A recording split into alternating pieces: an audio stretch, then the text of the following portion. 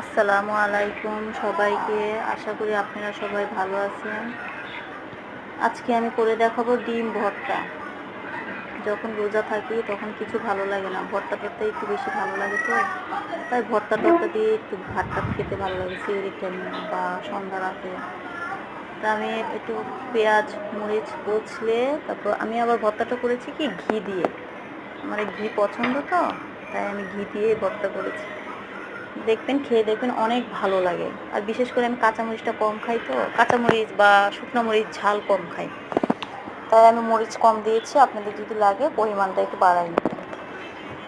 পরে ডিম পেঁয়াজ মরিচগুলো কচলে ঘিটা দিয়ে তারপর হলো গিয়ে ওই ডিমটা মাখায় সুন্দর করে মাখাবেন, যেন দলা দলা না থাকে। দলা দলা থাকলে তো টেস্টটা একটু ভালো লাগে না।